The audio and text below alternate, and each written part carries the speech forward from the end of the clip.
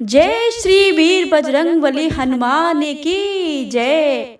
हे प्रिय भक्तजनों, आज मंगलवार का दिन है और मंगलवार के दिन हनुमान जी की कथा को सुनने मात्र से ही सभी मनोकामनाएं संपूर्ण हो जाती हैं। आइए प्रेम भाव भक्ति से रसपान करते हैं हनुमान जी की बहुत ही दुर्लभ एवं पौराणिक कृत कथाओं का।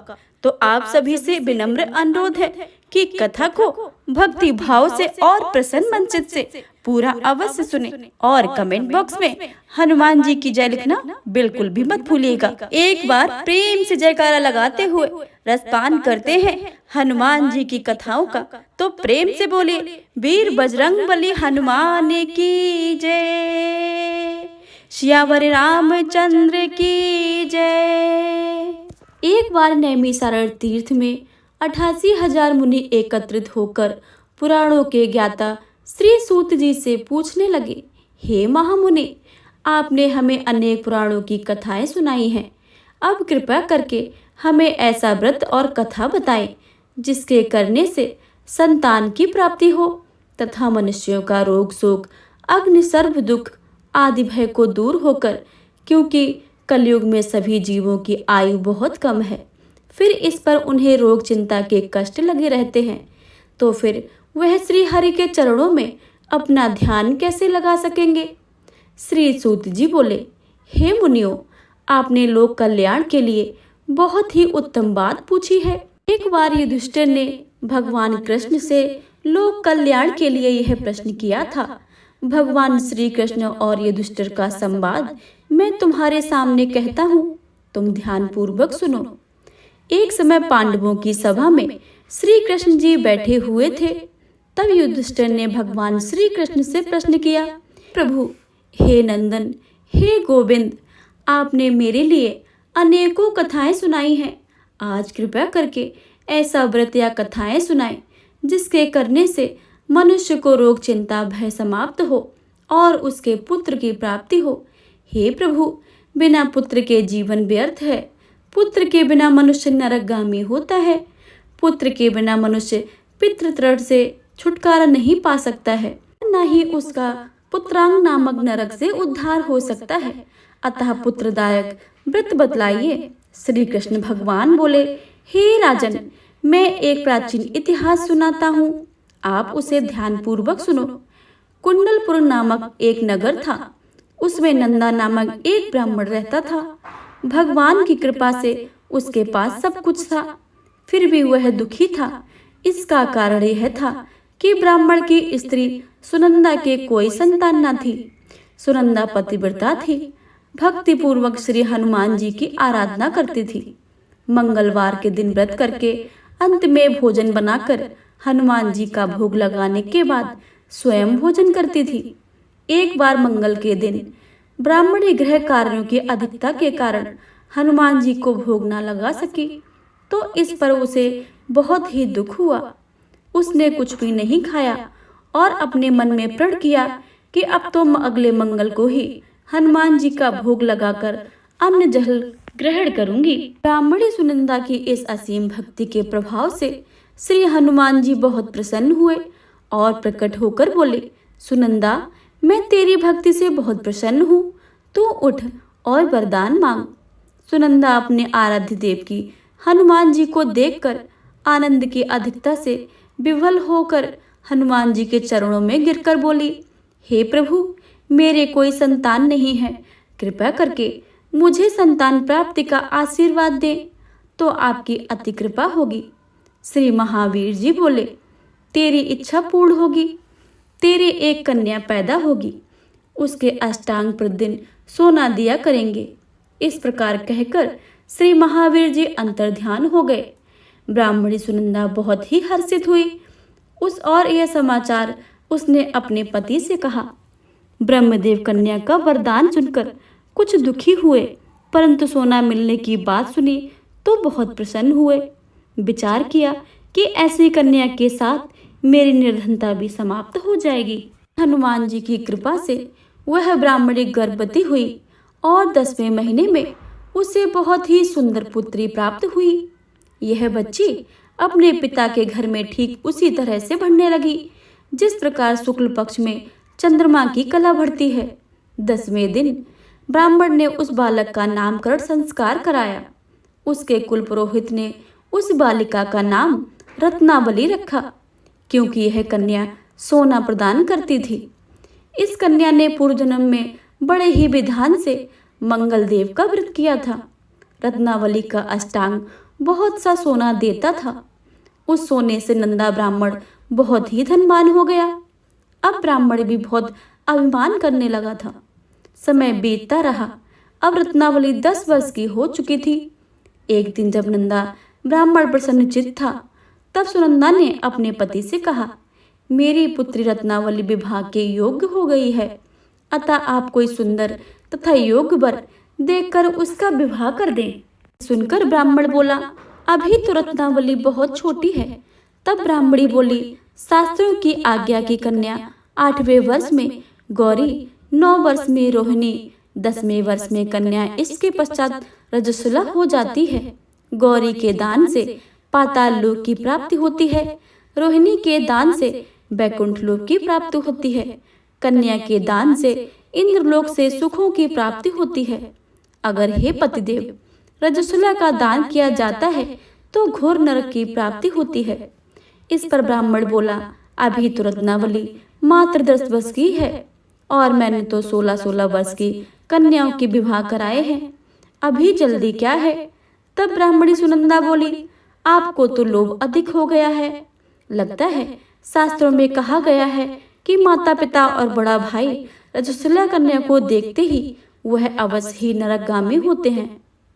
तब ब्राह्मण बोला, अच्छी बात है, कल मैं अवश्य ही योग वर तलाश में अपना दूध भेजूंगा। दूसरे दिन ब्राह्मण ने अपने दूत को बुलाकर और आज्ञा दी, जैसी सुंदर मेरी कन्या है वैसा ही सुंदर वर उसके लिए तलाश करो। दूत अपने स्वामी की आज्ञा पाकर निकल पड़ा। पंपई नगर में उसने एक सुंदर लड़के को देखा। यह बालक एक ब्राह्मण परिवार का बहुत धनवान पुत्र था और गुणवान था। इसका नाम सोमेश्वर था। दूत ने इस सुंदर व गुणवान ब्राह्मण पुत्र को बारे में अपने स्वामी को पूर्ण विवरण बता दिया। ब्राह्मण नंदा को भी सोमेश्वर अच्छा लगा और शुभ मुहूर्त में विधि पूर्वक कन्यादान करके ब्राह्मण ब्राह्मणी संतुष्ट हुए। परंतु ब्राह्मण के मन में तो लोभ समाया था। उसने कन्यादान तो कर दिया था, पर वह बहुत खिन्न था। उसने विचार किया कि रत्नावली तो अब चली जाएगी और मुझे इससे तो सोना मिलता था, अब वह मिलेगा नहीं। मेरे पास तो जो धन था उसके विवाह में खर्च हो गया है, जो शेष बचा है वह भी कुछ दिनों पश्चात समाप्त हो जाएगा। तो इसका विवाह करके बहुत ही बड़ी भूल कर दी है।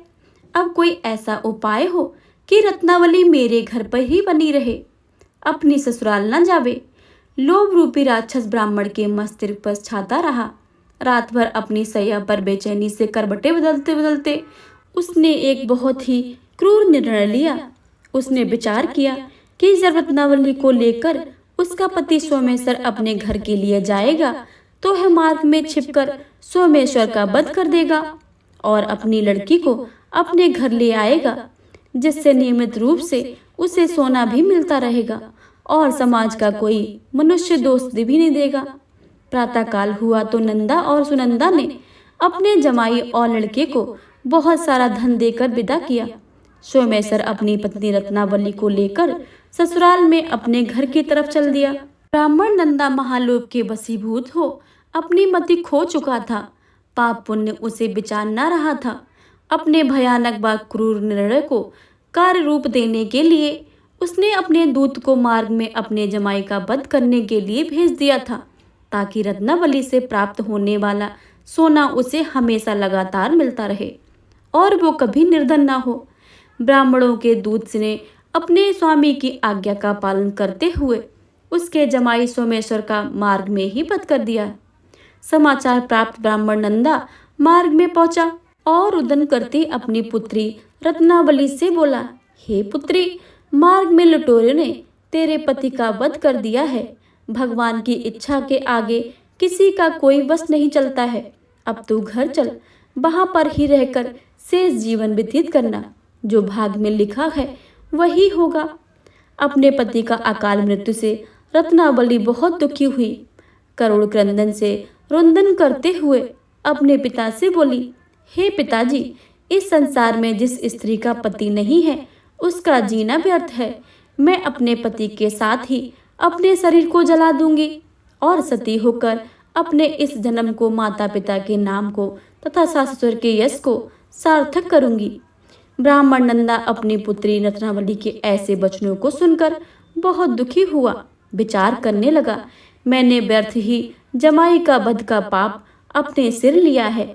रत्नावली तो उसके पीछे अपने प्राण तक देने को तैयार है। मेरा तो दोनों तरफ से मरण हो गया है। धन तो अब मिलेगा नहीं। जमाई वध के पाप के फलस्वरूप यम यातना भी भुगतनी पड़ेगी। यह सोचकर वह बहुत खिन्न हुआ। सोमेश्वर की चिता बनाई गई। रत्नावली सती होने की इच्छा से अपने पति का सिर अपनी गोद में रखकर चिता में बैठ गई। जैसे ही सोमेश्वर की चिता को अग्नि लगाई गई, वैसे ही प्रसन्न होकर मंगलदेव वहां प्रकट हुए और बोले, हे रत्नावली, मैं तेरी पति भक्ति से बहुत प्रसन्न हूँ, तू वरदान मांग ले। रत्नावली ने अपने पति का जीवन दान मांगा। तब मंगलदेव बोले, रत्नावली, तेरा पति अजर अमर है, यह महाविद्वान भी होगा और इसके अतिरिक्त तेरी जो इच्छा हो सो वर मांग ले। तब रत्नावली बोली, हे ग्रहों के स्वामी, यदि आप मुझ पर प्रसन्न हैं तो मुझे यह वर दीजिए कि जो मनुष्य मंगलवार के दिन प्रातः काल लाल पुष्प लाल चंदन से पूजा करके आपको स्मरण करे, उसके रोग व्याधि ना हो, स्वजनों का कभी वियोग ना हो, सर्प अग्नि तथा शत्रुओं का भय ना रहे। जो स्त्री मंगलवार का व्रत करे वह कभी विधवा ना हो। मंगलदेव तथास्तु कहकर अंतर्ध्यान हो गए।